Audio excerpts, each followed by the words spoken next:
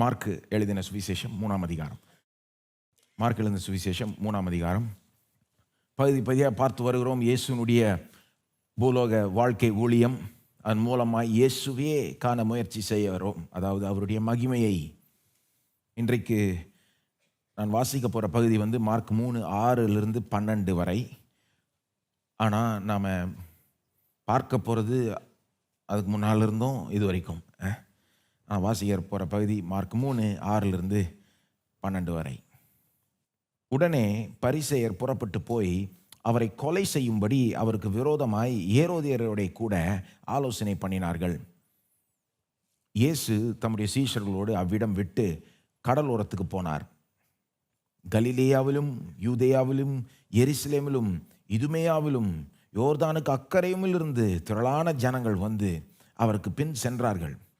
அல்லாமலும் தீரு சீதோன் பட்டணங்கள் திசையிலும் இருந்து திரளான ஜனங்கள் அவர் செய்த அற்புதங்களை குறித்து கேள்விப்பட்டு அவரிடத்தில் வந்தார்கள். அவர் அநேகரை சுஸ்தமாக்கினார். நோயாளிகள் எல்லாரும் அதை அறிந்து அவரை தொட வேண்டும் என்று அவரிடத்தில் நெருங்கி வந்தார்கள். ஜனங்கள் திரளாயிருந்தபடியால் அவர்கள் தம்மை நெருக்காதபடிக்கு தமக்காக ஒரு படவை ஆயத்தம் பண்ண வேண்டும் என்று தம்முடைய சீஷர்களுக்கு சொன்னார். அசுத்த ஆவிகளும் அவரை கண்டபோது அவர் முன்பாக விழுந்து, நீர் தேவனுடைய குமாரன் என்று சத்தமிட்டன. தம்மை பிரசித்த பண்ணாதபடி அவைகளுக்கு கண்டிப்பாய் கட்டளையிட்டார். இந்த பகுதியில் நம்ம என்ன பார்க்கிறோம்னா, வெவ்வேறு ஜனங்க, வெவ்வேறு கூட்டத்தார் இயேசுவுக்கு முற்றிலும் வித்தியாசமான விதத்தில் ரியாக்ஷன் கொடுக்கிறார்கள். 6ஆம் வசனத்தில் ஒரு கூட்டத்தார் இயேசுவை கொலை செய்யணும்னு திட்டம் போட தொடங்குறாங்க. ஆனால் அடுத்த வசனத்தில் 7-10 திரளான ஜனங்கள் இயேசுவை விரும்புகிறார்கள். இயேசுக்கு பின்னால் அலைஞ்சு வராங்க. அவரால் கவர்ந்து ஈர்க்கப்படுகிறார்கள். முற்றிலும் வித்தியாசமான ரியாக்ஷன்ஸ். ஒரே இயேசு ஜனங்கள்டிருந்து, வெவ்வேறு ஜனங்கள்டிருந்து முற்றிலும் வித்தியாசமான ரியாக்ஷனை வரவழைக்கிறார். ஒரு கூட்டம் அவரை வெறுக்குது, கொலை செஞ்சிடணும்னு திட்டம் போட தொடங்குற அளவுக்கு வெறுக்குது. இன்னொரு கூட்டம் அவரை ரொம்பவே விரும்புது, அவருக்கு பின்னால் போகுது. இன்றைக்கும் இயேசு வெவ்வேறு ஜனங்கள்டிருந்து முற்றிலும் வித்தியாசமான ரியாக்ஷன்ஸை வரவழைக்கிறார். இன்றைக்கும் பார்த்தீங்கன்னா உலகத்தில் இந்த 2 ரியாக்ஷனும் சரி, மற்ற விதமான ரியாக்ஷனும் நம்ம பார்க்கலாம் இல்லையா?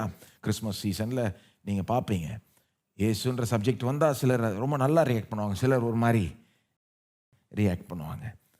இன்றைக்கு நம்ம என்ன பார்க்க போகிறோம்னா, இந்த மார்க் 2:3 ஏன் இந்த மக்கள் இயேசுக்கு இவ்விதமாய் ரியாக்ட் பண்ணினார்கள்? இது தங்களை பற்றி என்ன வெளிப்படுத்துது, இயேசுவை பற்றி என்ன வெளிப்படுத்துது? ஏன் இப்படி ரியாக்ட் பண்ணாங்க? தங்களை பற்றி என்ன வெளிப்படுத்துது, இயேசுவை பற்றி என்ன வெளிப்படுத்துது? அதை இன்றைய உலகத்தோடு நாம் அங்கங்கே அப்ளை பண்ணுவோம். ஸோ ஆரம்பிப்போம். முதலாவது இந்த காரியத்தை கொஞ்சம் உள்வாங்கிக்கோங்க. என்ன காரியம்? ஒரே நேரத்தில் ஒரே இயேசுக்கு முற்றிலும் வித்தியாசமான ரியாக்ஷன் இருக்குது. இது சில நேரம் கிறிஸ்தவர்களாகிய நாம் இயேசுக்கு ஒரு விதமாக ரியாக்ட் பண்ணுறதுனால மற்றவங்க வேறு விதமாக ரியாக்ட் பண்ணும்போது ஆச்சரியப்படக்கூடாது. அது அப்படி தான், இப்போ மட்டும் இல்லை, எப்பொழுதும் அப்படி தான் இருந்திருக்கிறது. ஒரே நேரத்தில் இயேசுக்கு வித்தியாசமான ஜனங்க ரொம்ப வித்தியாசமாக ரியாக்ட் பண்ணுறது தான் உண்மை. அப்படி தான் நடக்குது. இங்கே 6ஆம் வசனத்தில் இதை பற்றி கொஞ்சம் டீட்டெயில்ஸ் பார்க்கலாம். பாருங்கள், யார் இயேசுவை வெறுக்கிறா, யார் இயேசுவை விரும்புகிறா பார்க்கலாமா? அதாவது 6ஆம் வசனத்தில் யார் இயேசுவை வெறுக்கிறா? பரிசேயர்கள், ஏரோதியர்கள். ஆக்சுவலாக அங்கே பரிசேயர்கள் தான் ஏரோதியர்களை தூண்டி விடுறாங்க. பரிசேயர்கள் தான் போய் ஏரோதியர்கிட்ட ஆலோசனை பார்க்குறாங்க. பரிசேயர்கள் யார்? அந்த காலத்தினுடைய மத உலகத்தில் மிக முக்கியமான தலைவர்கள்னு சொல்லலாம். The religious elite of the day. அன்றைய யூத மதத்தில் அவங்க ரொம்ப முக்கியமான ஒரு பொசிஷனில் இருந்தாங்க. எருசலேமில் இருக்கிற பிரதான ஆசாரியர்களுக்கு அடுத்தபடி ப்ராக்டிக்கலாக இவங்க தான் மத சம்பந்தப்பட்ட விஷயங்களில் தலைவர்கள் மாதிரி. அந்த பிரதான ஆசாரியர்கள் எருசலேமில் தான் பெருசு. மற்ற கலிலேயா மாதிரி என்ற இடங்களில் பிரதான ஆசாரியர்கள் ஒன்றும் பெருசாக இல்லை. இங்கே பரிசேயர்கள் தான் மத விஷயங்களில் தலைமை வைத்திருந்தார்கள்னு சொல்லலாம் பாருங்க. ப்ராக்டிக்கல் லீடர்ஸ் அவங்க தான், ரிலிஜியஸ் லீடர்ஸ், மத தலைவர்கள். ஏரோதியர்கள் யாரு? ஏரோதியர்கள் போன வாரம் நான் சொன்னேன், ஏரோது ராஜாவை சப்போர்ட் பண்ணினவர்கள், ஏரோது ராஜாக்கு சப்போர்ட் கொடுத்தவங்க. அப்படின்னா என்ன அர்த்தம்? அரசியலில் மிக முக்கியமான பதவி அல்லது வல்லமை வாய்ந்த மக்கள்னு சொல்லலாம். அவங்களும் பரிசேயர்கள் எப்படி மத உலகத்தில் இருக்காங்களோ, இவங்க அரசியல் உலகத்தில் ஏரோது ராஜா தான் அந்த இடத்தினுடைய லோக்கல் ராஜா. அவர் ரோம சாம்ராஜ்யத்துக்கு கீழே வர்றார். ரோம சாம்ராஜ்யம் தான் அவர் அப்பாயிண்ட் பண்ணுது. அரசியலினுடைய பிரதிநிதியை அவர் தான், is the representative of the political power. அங்கே அவரை சப்போர்ட் பண்ணுறதுக்குன்னு சில ஆட்கள் இருக்காங்க, அவங்க தான் ஏரோதியர்கள். அப்போது இவங்க பொலிட்டிக்கல் எலிட், அதாவது யூத மத உலகத்தில், அரசியல் உலகத்தில் மிக முக்கியமான வல்லமை வாய்ந்த செல்வாக்கு வாய்ந்த மக்கள் இயேசுக்கு விரோதமாய் திரும்ப ஆரம்பிக்கிறார்கள். மார்க் 3:6.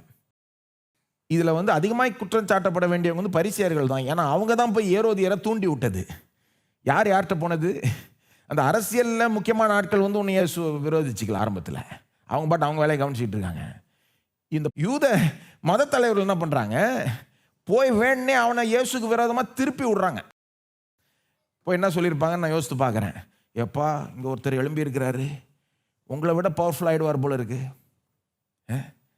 நீங்கள் தான் பெருசாக பவர் வச்சுருக்கீங்கன்னு நினைக்க. இவர் நினச்சா சுகமாக்குறாரு, நினச்சா பிசாசை விரட்டுறாரு, அவர் சொன்னதெல்லாம் நடக்குது, பாவத்தை மன்னிக்கிறேன்றாரு. இவர் பின்னால் எவ்வளோ கூட்டம் போகுது தெரியுமா? கொஞ்சம் விட்டிங்கன்னா இவர் உங்களை காட்டிலும் பவர்ஃபுல் ஆகிடுவார், ஜாக்கிரதையாரு அப்படின்னு இருப்பான்னு நினைக்கிறேன். அப்படின்னு அவனை பயமுறுத்தி விட்டு போக போக அவனை இயேசுக்கு விரோதமாய் திரும்புகிறான். அதை நான் ரொம்ப பேச விரும்பல, இப்போ அந்த மக்களை ரொம்ப பேச விரும்பல, ஏன்னா அதிகமாக குற்றச்சாட்டப்பட வேண்டியவர்கள் பரிசேயர்கள் தான். அப்போது இயேசுவை யார் விரோதிச்சுக்கிறா, யார் வெறுக்கிறா, யார் அவரை எதிர்த்து நிற்கிறான்னு பார்த்தீங்கன்னா அந்த உலகத்தில் ரொம்ப பவர்ஃபுல்லான ஆட்கள். ஆனால் அதே நேரத்தில் 7 10 வாசித்தீங்கன்னா, திரளான ஜனங்கள் இயேசுக்கு பின் சென்றார்கள் அப்படின்னு சொல்லப்படுது. 8ஆம் வசனம் பாருங்க, 2 முறை சொல்லுது, திரளான ஜனங்கள் அவருக்கு பின் சென்றார்கள். அப்புறம் 2வது பகுதியில், திரளான ஜனங்கள் அவர் செய்த அற்புதங்களை குறித்து கேள்விப்பட்டு அவரிடத்தில் வந்தார்கள். இப்போ ஒரு பக்கம் இவங்க பவர்ஃபுல்லான ஆட்கள் அவரை எதிர்க்காங்க, ஆனால் இன்னொரு பக்கம் ஏகப்பட்ட கூட்டம் அவருக்கு பின்னால் போகுது. எங்கேருந்து வருது இந்த கூட்டம்? ரொம்ப தூரமான இடத்துங்கள்லாம் வருது பாருங்க. கலிலேயாவிலிருந்து மட்டும் கிடையாது. 8ஆம் வசனத்தில் பார்த்தீங்கன்னா, கலிலேயாவிலும் யூதேயாவிலும், யூதேயானா அதுவே தூரம், கலிலேயாவிலிருந்து எருசலேம் யூதேயாவில் இருக்குது. அப்புறம் இதுமேயாவிலும், இதுமேயான்றது கலிலேயிலிருந்து 120 மைல்னு சொல்கிறாங்க. அந்த காலத்தில் 120 மைல் பயணம் செஞ்சு இயேசுகிட்ட வராங்க ஜனங்க. யோர்தானுக்கு அக்கறையிலும் இருந்து திரளான ஜனங்கள். அது மட்டும் இல்லை, தீரு சீதோன்னா நார்த் வெஸ்ட் ஆஃப் கேலிலி, கலிலேயிலிருந்து மேலே போனோம், இந்த பக்கம் போனோம், அதுவும் ஒரு தூரம் பாருங்க. இந்த மாதிரி இடங்கள்லேருந்து இயேசுவை நோக்கி வராங்க பல விதமான ஜனங்கள். இவங்க வெறும் யூதர்கள் மட்டும் இல்லை, பல இனத்து மக்கள், புறஜாதியாரும் வராங்க. கலிலேயாவில் மெயினாக யூதர்கள் இருக்காங்க, யூதேயா எருசலேம்லாம் மெயினாக யூதர்கள் தான். ஆனால் இதுமேயான்னு இருக்கு பாருங்க, இதுமேயாலாம் யூதர்கள் மற்றும் புறஜாதியாரும் இருந்த இடம். யோர்தானுக்கு அக்கறைன்னு இருக்கு பாருங்க, அதுவும் புறஜாதியாருடைய இடம். சீதோன், தீரு சீதோன்லாம் புறஜாதியாருடைய இடம். அப்போ பிரிக்கப்பட்ட அந்த உலகத்திலையும் கூட யூதர்கள் புறஜாதியாரோட அது கலந்துக்காத உலகத்தில் கூட 2 கூட்டமும் இயேசுக்கு வருது. 2 கூட்டமும் இயேசுகிட்ட அலமோதுது. இயேசுனுடைய பேரும் புகழும் இதுவரைக்கும் பரவாத அளவுக்கு பரவிடுது. எவ்வளோ தூரமா பரவி, இவர் அற்புதம் செய்கிறாருன்னு கேள்விப்பட்டு எல்லா திசையிலிருந்தும், ரொம்ப தூரத்திலிருந்து பலவிதமான மக்கள் அவரை நோக்கி வருகிறார்கள், அவரை அதிகமாய் விரும்புகிறார்கள். அப்போது ஒரே நேரத்தில் இந்த பவர்ஃபுல்லான ஆட்கள் அவரை வெறுக்க தொடங்குறப்போ நிறைய ஜனங்களும் அவருக்கு பின்னால் வராங்க. இது இன்றைய உலகத்துலேயும் இப்படி தான், இன்றைய உலகத்துலேயும் இப்படி தான் இல்லையா? இயேசுவை பெரிய கூட்டம் விரும்புது, ரொம்ப அதிகமாகவே விரும்புது. அவருக்கு பின்னால் பின் சென்று போகிறோம். இன்னொரு கூட்டம், இயேசுவை வெறுக்கிற கூட்டமும் இருக்குது. எல்லாரும் ரொம்ப ஓவராக விரும்புகிறாங்க வெறுக்கிறாங்க அப்படின்னு சொல்ல வரல. ஏன்னா நிறைய பேர் நடுவில் இருக்கிறாங்க. ரொம்ப ஓவராக விரும்புகிறதும் இல்லை, ரொம்ப ஓவராக வெறுக்கிறதும் இல்லை. அப்படி நிறைய பேர் நடுவில் இருக்காங்க. அதான் இயேசுனா ஓகேங்க, இயேசு ரைட்னா நல்லவங்க அவங்க அப்படின்ட்டு. ஆனால் என் வாழ்க்கையாக அவருக்கு ஒப்படைக்கிறது அளவுக்கு நான் ஒன்றும் அவர் விரும்பலை அப்படின்னு எத்தனை பேர் இருக்காங்க. நல்லவர்னு ஒத்துக்கிறாங்க, ஆனால் அவரை ரொம்ப ஓவராக விரும்பிக்கல, வாழ்க்கையே ஒப்படைக்கிற அளவுக்குலாம் விரும்பிக்கல. அதே மாதிரி அவர் ஓவராக வெறுக்கிற மாதிரியும் இல்லை, ஒரு மாதிரி நடுவில் இருக்காங்க. அவங்க இருக்கிறாங்க, அதை விடுங்க. நான் சொல்கிறது வந்து இந்த மாதிரி எக்ஸ்ட்ரீம் இதுவும் இருக்குது. அவரை ஓவராக விரும்புகிற கூட்டமும் இருக்குது. அவருக்காக என்ன வேணால் நான் செய்வேன், அவருக்காக உயிரே கொடுப்பேன் அப்படின்னு கூட சிலர் இருக்காங்க. ஆனால் அதே நேரத்தில் அவரை வெறுக்கிற கூட்டமும் இருக்குது. அவரை வெறுக்கிறான்னு சொல்ல மாட்டாங்க. எப்படி சொல்லுவாங்க? நாங்கள் கிறிஸ்துவம் வெறுக்கல, கிறிஸ்தவர்களை வெறுக்கிறோம் அப்படின்வாங்க. ஏன்னா கிறிஸ்துவ வெறுக்கிறோன்ட்டா அவங்களே சிலர் கேவலமாக நினச்சிருவாங்க. ஆனால் என்ன பண்ணுவாங்க? கிறிஸ்தவர்களை வெறுக்கிறோன்னு அவங்க வந்து அவங்க மேலே கோவத்தை காமிச்சிருவாங்க. இயேசுவே சொல்லிட்டார் யோவான் 15, என்னை வெறுத்த உலகம் உங்களையும் வெறுக்கும். அப்போது இந்த ரியாக்ஷன் இருக்க தான் செய்யுது இல்லையா? இன்னும் கேட்டால் இப்படி சொல்லுவேன் நான், இந்த நடுவில் இருக்காங்க பாருங்க, அவங்க ஏன் நடுவில் இருக்காங்கன்னா இயேசுவை பற்றி அவங்க ரொம்ப தெரிஞ்சுக்கல. அவங்க இயேசுவை பற்றி சீரியஸாக நினச்சி பார்த்தது இல்லை. ஏன்னா இயேசுவை பற்றி அதிகமாக தெரிய ஒன்றும் இந்த பக்கம் சாஞ்சிடணும், இல்லைன்னா இந்த பக்கம் சாஞ்சிடணும். ஏதாவது ஒரு எக்ஸ்ட்ரீம் போயிடணும், வேறு வழியில் நடுவில் இருக்க முடியாது. ஆரம்பத்தில் ஓகே நான் நடுவில் இருக்கேன்னு சொல்லலாம். ஆனால் இயேசு தம்மை வெளிப்படுத்த ஏதோ ஒரு பக்கம் போய் தான் ஆகணும். சாய்ஸ் 3 கிடையாது. வெறுக்கலாம், நடுவில் இருக்கலாம், விரும்பலாம், அப்படி கிடையாது. சாய்ஸ் வந்து 2 தான். இந்த இடத்துல அப்படி தான் ஆகுது. மார்க் 3:6 வரத்துக்குள்ள கூட்டம் 2 பிரியுது. ஆரம்பத்தில் 2 பிரியல. இயேசு தம்மை வெளிப்படுத்த ஆரம்பத்தில் பாருங்க, 1ஆம் அதிகாரத்தில் அவர் போதிக்கிறார், எல்லாம் பாராட்டுறாங்க. பிசாசு வரட்டுறாரா, சூப்பர்ன்றாங்க. வியாதியத்தில் குணமாக்குறார், ஓகே ரைட்டு. ஆனால் 2ஆம் அதிகாரத்தில் தான் பிரச்சனை தொடங்குது. பாவத்தை மன்னிக்கிறார், அது எப்படின்றாங்க. பாவத்தை மன்னிச்சுட்டு அதை நிரூபித்து காமிக்கிறார். மன்னிச்சிட்டேன் நிரூபிக்கிறதுக்கு ஒருத்தனை குணமாக்கி காமிக்கிறாரு. ஒரு கூட்டம் வாவுன்னுது, இன்னொரு கூட்டம் வெறுன்னுது. அவனுக்கு கோவம் வருது இல்லையா? அடுத்தது மார்க் 2:13-17 பாவிகளோட ஆயக்காரர்களோட உட்காந்து சாப்பிட்றாரு இயேசு. அதுவும் ஒரு கூட்டம் வாவுன்னுது, இன்னொரு கூட்டம் வெறுக்குது.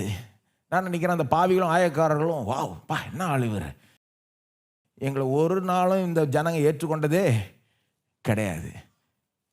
இவர் உட்காந்து எங்களோட சாப்பிட்றாரு, எங்களை நல்லா ஏற்றுக்கொள்கிறாரு, எங்களுக்கு உதவி செய்ய பார்க்குறாரு.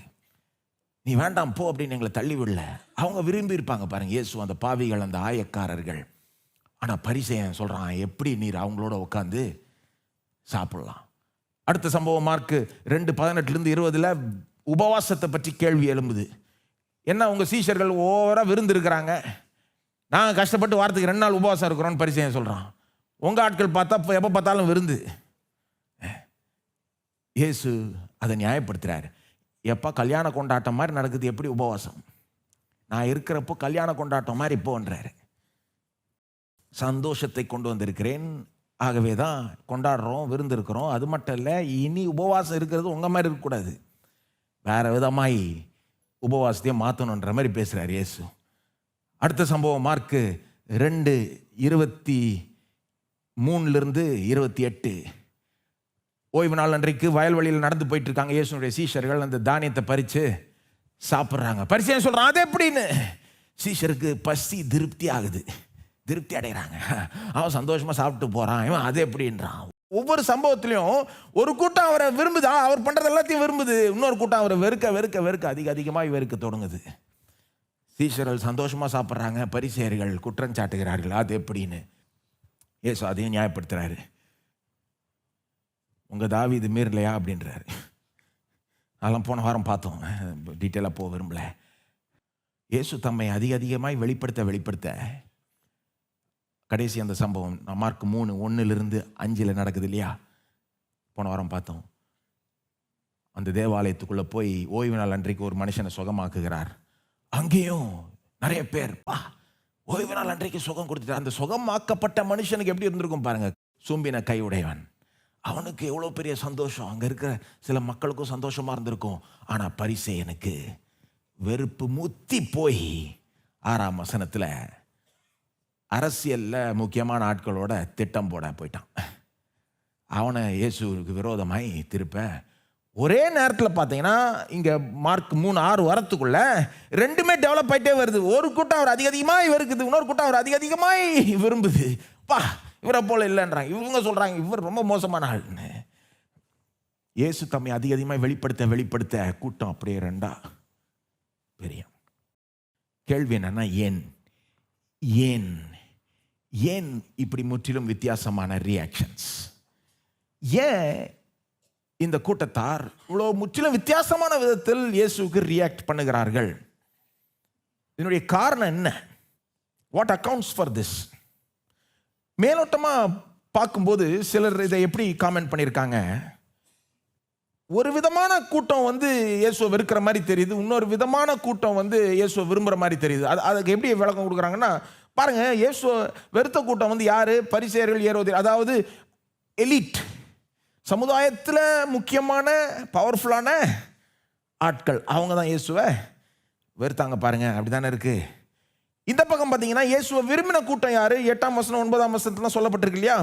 திரளான ஜனங்கள். யாராவது சொல்லுங்க, திரளான ஜனங்கள். திரளான ஜனங்கள்னா அது யாரு அப்படின்னு சொல்லிட்டு ஹிஸ்டாரிக்கல் அனாலிசிஸ்லாம் பண்ணுறாங்க. அந்த ஜனங்களில் எப்படிப்பட்ட மக்கள் இருந்தாங்க அப்படின்னு வரும்போது பெரும்பான்மையாக யார் இருந்தாங்களாம்?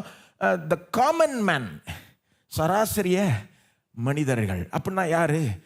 அந்த காலத்து விவசாயிகள், கிராஃப்ட்ஸ்மேன், அதாவது ஸ்கில்டு லேபர்னு சொல்லுவாங்கல்ல. இப்போ இந்த காலத்து பாஷையில் சொன்னால் டெக்னீஷியன்ஸு, கார்பெண்டரு, ப்ளம்மரு, இந்த மாதிரி தொழில் செய்கிறவர்கள், அந்த மக்களும் அதில் இருந்தாங்க. மீன் பிடிக்கிற தொழிலில் இருந்தவங்களும் அதில் இருந்தாங்க. சராசரிய மக்கள், இந்த காலத்து பாஷையில் சொல்லணும்னா ஒரு மிடில் கிளாஸ் அண்ட் லோவர், அப்படி தான்.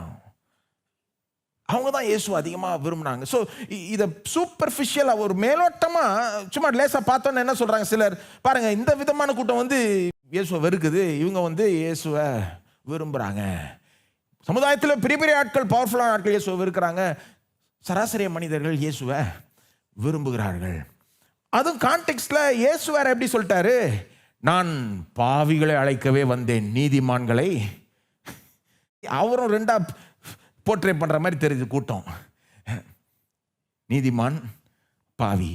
நான் சுகம் இல்லாதவனுக்கு சுகத்தை கொடுக்க வந்தேன்றார் இயேசு. அவரும் ரெண்டா பிரிக்கிற மாதிரி. அப்போ என்ன சொல்றாங்க பாருங்க, இதுதான். அதாவது கூட்டத்தை ரெண்டா பிரிச்சாங்க. இப்போ என்ன இன்றைய உலகத்திலையும் இந்த மாதிரி சில பேர் பேசுவாங்க, நீங்கள் கேட்டிருப்பீங்க. அதாவது என்ன சொல்லுவாங்க, கிறிஸ்தவத்தை யாருங்க அதிகமாக விரும்புகிறா பாருங்க, நீங்கள் ரியாலிட்டியாக பாருங்க. சிலர் இப்படி சொல்லியே கேட்டிருக்கேன். என்ன சொல்லுவாங்க, கிறிஸ்தவத்தை யாருங்க அதிகமாக விரும்புகிறா? பொதுவாக ஏழைகள், படிக்காதவங்க, ரொம்ப பவர்ஃபுல்லாக இல்லாத ஆட்கள், வல்லமை இல்லாத ஆட்கள், பெருசாக சாதிக்காத ஆட்கள், சாதாரண மக்கள், இவங்க தாங்க கிறிஸ்தவத்தை அதிகமாக விரும்புவாங்க. ஒன்று கேட்டால் எப்படி சொல்லுவாங்க, இவங்க தான் ரொம்ப பொதுவாகவே எந்த ரிலிஜனையும் விரும்புவாங்க. அதெல்லாம் ரொம்ப ரிலிஜனுக்கு ரொம்ப முக்கியத்துவம் கொடுக்குறவங்களாம் இப்படி தாங்க அப்படின்ற மாதிரி போயிடுவாங்க. ஆனால் ரொம்ப பணக்காரங்க அல்லது படித்தவங்க அல்லது பல காரியங்களை சாதித்தவங்க, சமுதாயத்தில் உயர்ந்த ஒரு நிலையில் இருக்கிறவங்க, இது அவங்க கிறிஸ்தவத்தை ரொம்ப விரும்ப மாட்டாங்க அப்படின்னு சொல்லி சில நேரம் ஸ்டாட்டிஸ்டிக்ஸ் எல்லாம் கூட சொல்லுவாங்க இதுக்கு. அப்போது நம்ம இப்படி தான் பிரிக்கணுமா? காரணத்தை இப்படி தான் சொல்லணுமா? அதாவது சமுதாயத்தில் கொஞ்சம் அசாதாரணமான மக்கள், உயர்ந்த ஒரு இதில் இருக்கிற மக்கள், பவர்ஃபுல்லான மக்கள், பெரிய பெரிய ஆட்கள் பெருசாக இயேசுவை விரும்ப மாட்டாங்க, ஆனால் சராசரிய மனிதர்கள் தான் இயேசுவை விரும்புவாங்க அப்படின்ற விளக்கம் அவ்வளோ சரியான விளக்கம் இல்லை. ஏன்னா பார்த்தீங்கன்னா இந்த கூட்டத்திலிருந்தும் நிறைய பேர் இயேசுவை விரும்புகிறாங்க. ஒன்றும் இல்லை, இங்கே பார்த்தீங்கன்னா பரிசேயர்கள் இயேசுவை வெறுத்தாங்க, அவரை கொலை செய்யணும்னு திட்டம் போட்டாங்க. ஆனால் சில பரிசேயர்கள் இயேசுவை விரும்பலையா? நிக்கதேமு யாரு? பரிசேயன். இயேசுவை விரும்பி தான் யோவான் 3 இயேசுட்டு போய் கேட்குறாரு, அந்த ராஜ்யத்துக்குள்ளே எப்படி பிரவேசிக்கிறது? அவர்கிட்ட தான் இயேசு சொல்கிறார், நீ மறுபடியும் பிறக்கணுன்றாரு. நிக்கதேமு மட்டும் இல்லை, பல பரிசேயர்கள் இயேசுவை விரும்பினாங்க. ஆக்சுவலாக பிறகு பார்த்தீங்கன்னா அப்போஸ்தலர் 15ஆம் அதிகாரத்துலாம் பார்த்தீங்கன்னா ஆதி திருச்சபையில் பரிசேயர்கள் இருக்காங்க, இயேசுவை நம்புகிற பரிசேயர்கள். அவங்க எல்லாருமே ஒழுங்காக இருந்தாங்கன்னு சொல்ல முடியாது, ஆனால் அவங்க இயேசுவை விரும்பினாங்கன்னு சொல்ல வரேன். அதாவது இப்படி ஒரு ஜெனரலைசேஷன் பண்ணிட முடியாதுன்னு சொல்ல வரேன். இன்னொரு உதாரணம் ஆயக்காரர்கள் இயேசுவை விரும்பலையா? அதிகமாக விரும்பினாங்க. ஏன்னா எல்லாரும் அவங்கள ஒதுக்குனப்போ இயேசு அவர்களை ஏற்றுக்கொண்டார். ஆனால் அந்த ஆயக்காரர்கள் யாரு? பணக்காரங்க பொதுவாக. அதுவும் அநியாயமாக பணம் சம்பாதிச்சு சேர்த்து வச்ச அந்த சமுதாயத்தில் அப்படிப்பட்ட ஆட்கள் அவங்க இயேசு அதிகமாக விரும்புகிறாங்க. அப்போ இப்படி கோடு வரைகிறது தப்புன்ற மாதிரி தான் தெரியுது இல்லையா? இந்த மக்கள் வந்து இயேசுவை அதிகமாக விரும்புவாங்க, இந்த மக்கள் விரும்ப மாட்டாங்க. அப்படி கிடையாது. இதுக்கு வேற காரணம் உண்டு இல்லையா? மேலோட்டமாக பார்த்தா பத்தாது, கரெக்டாக பார்க்கணும் பாருங்க. ஏன் இந்த பரிசேயர்கள் இயேசுவை வெறுத்தார்கள்? பரிசேயர்கள்ட்ட தான் விஷயம் இருக்கு இல்லையா? ஏரோதியர்கள் சும்மா தூண்டப்படுறாங்க. அவன் சும்மா இருக்கணும் போய் இவனுக்கு தூண்டி விடுறான் பரிசேயன். பரிசேயர்கள் ஏன் இயேசுவை வெறுத்தார்கள்? இந்த திரளான ஜனங்கள் இயேசுவை ஏன் விரும்பினார்கள்? ஆக்சுவலாக காரணம் என்ன பார்ப்போம், சொல்கிறேன் காரணம். பரிசேயர்கள் இந்த ரிலிஜியஸ் எலிட், இந்த மதத்தில் முக்கியமான பவர்ஃபுல்லான ஆட்கள் ஏன் இயேசுவை வெறுத்தார்கள்? அதுக்கு காரணம் வந்து எங்கே பார்க்கணுன்னா 6ஆம் வசனத்துக்கு முன்னால் பார்க்கணும் இல்லையா? மார்க் 2:1 மார்க் 3:5 வரைக்கும் பார்த்தீங்கன்னா தான் காரணம் விளங்கும். இதில் நல்ல ஒரு காரியம் என்னென்னா, நம்ம ஏற்கனவே பார்த்துட்டோம். மார்க் 2:1 மார்க் 3:5 ஏற்கனவே பார்த்தாச்சு. ஆகவே கடகடன்னு சொல்லிட்டு போயிடுறேன். காரணம் சிம்பிளாக சொல்லிடுறேன். 2 காரணம் ஏன் இந்த மதத்தில் பவர்ஃபுல்லான ஆட்கள் இயேசுவை வெறுத்தார்கள்னா, அவங்கள பொறுத்த வரைக்கும் இயேசு எல்லாத்தையுமே மாற்ற பார்க்குறாரு, அதை செய்கிறதுக்கு அவருக்கு அதிகாரம் இல்லை. அவங்கள பொறுத்த வரைக்கும் இயேசு எல்லாத்தையுமே மாற்ற பார்க்குறாரு, அதை செய்கிறதுக்கு அவருக்கு அதிகாரம் இல்லை. இந்த 2 விஷயமும் மார்க் 2:1 வாசித்துட்டு வந்தீங்கன்னா இது ரெண்டுமே வெளிவரும். மார்க் 2:1 மார்க் 3:5 வரைக்கும் பார்த்தீங்கன்னா 5 சம்பவங்கள் நடக்குது. இது வந்து கான்ட்ரவர்சி செக்ஷன் சொல்லுவாங்க காமெண்டேட்டர்ஸ். 5 சம்பவங்கள், ஒவ்வொன்றத்துலேயும் இது ரொம்ப ஹீட்டடப்பாக போகுது இயேசுக்கும் பரிசேயர்களுக்கும். அந்த முதல் சம்பவம் வந்து பாவத்தை மன்னிக்கிறார். பரிசேயனால ஏற்றுக்கொள்ள முடியல. கடவுள் மட்டும்தானே பாவத்தை மன்னிக்கணுன்றான். இயேசு சொல்றாரு மார்க் 2:10 மனுஷகுமாரனுக்கு பாவத்தை மன்னிக்க அதிகாரம் உண்டு. ஆனால் பரிசேயன் இயேசுனுடைய அதிகாரத்தை ஏற்றுக்கொள்ள மறுக்கிறான். ஜனம் ஏற்றுக்கொள்றான், ஆனால் பரிசேயன் இயேசுனுடைய அதிகாரத்தை ஏற்றுக்கொள்ளவில்லை. அந்த அடுத்த சம்பவத்தில் பாவிகளோட சாப்பிட்றாரு இல்லையா? அது ரொம்ப பெரிய விஷயம். நம்ம அன்னைக்கு பார்த்தோம் அந்த வாரத்தில்.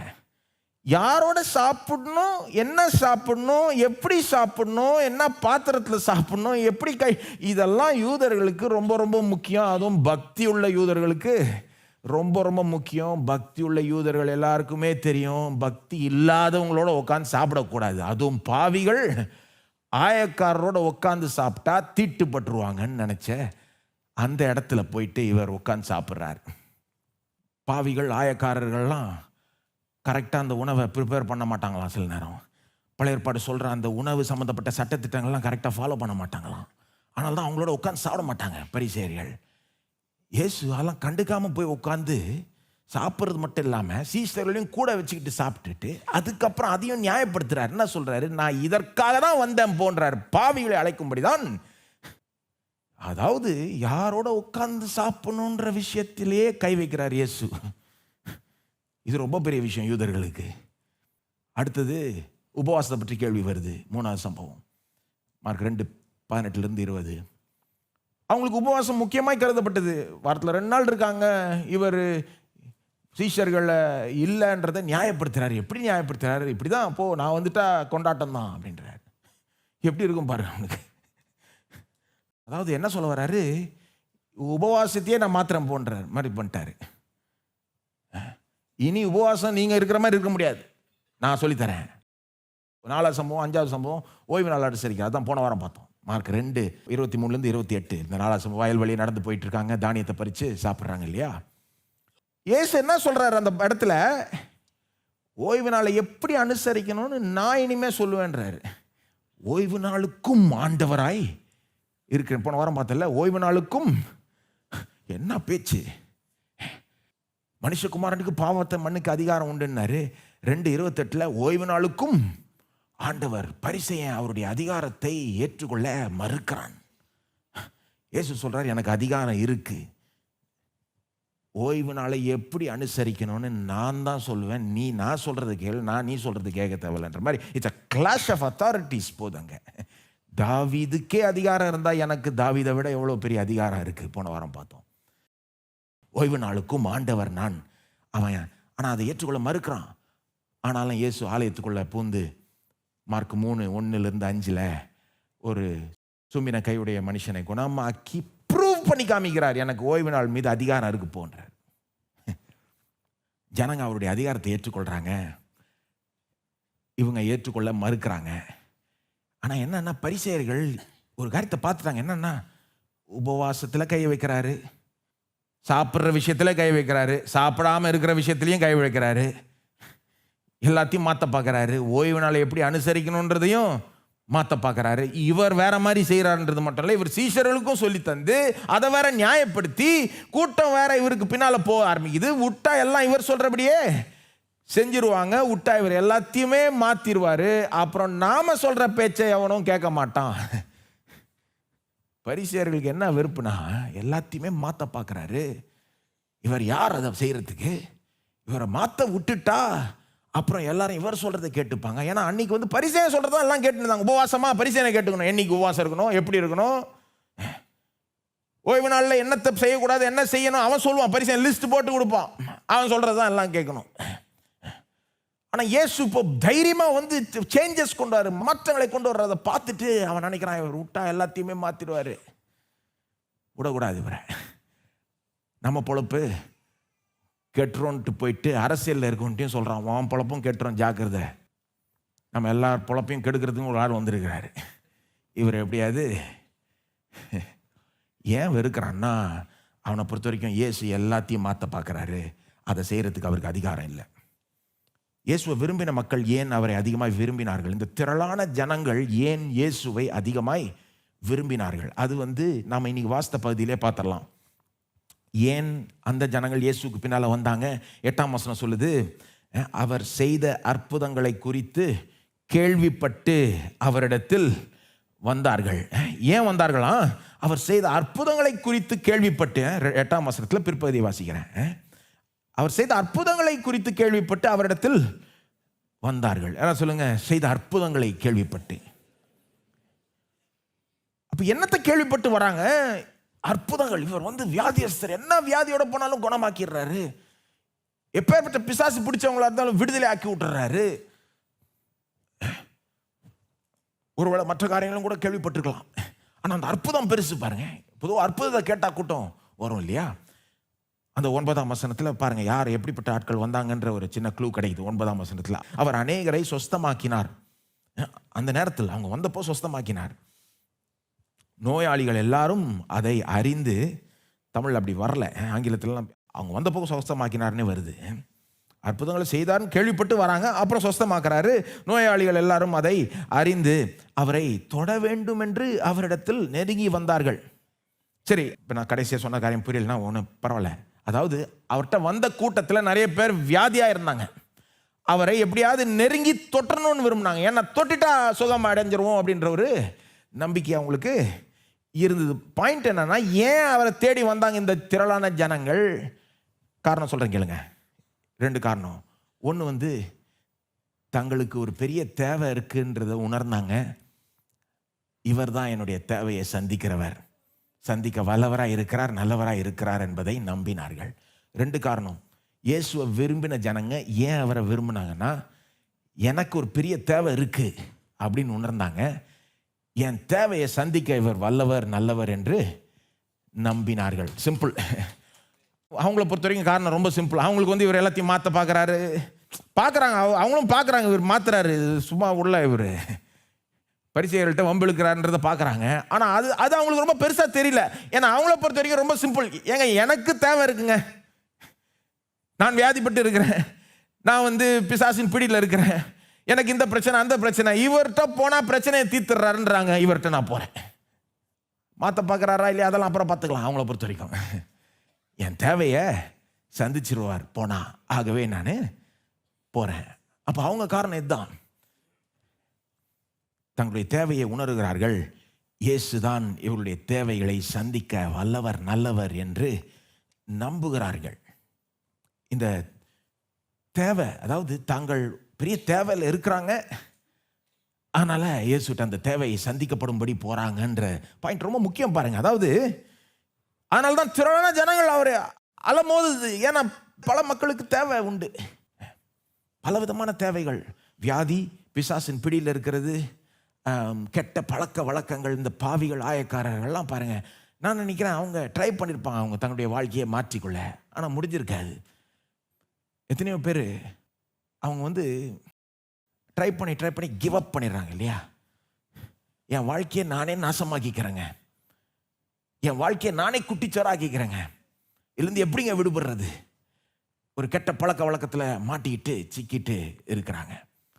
ஆனால் அவங்களும் கேள்விப்பட்டிருப்பாங்க நினைக்கிறேன், பாவிகளோடு உட்காந்து சாப்பிட்றாரு, பாவியோட உட்காந்து சாப்பிட்டாருன்னா பாவியை மாற்றிடுவார் இவர், அப்படிப்பட்டவர்.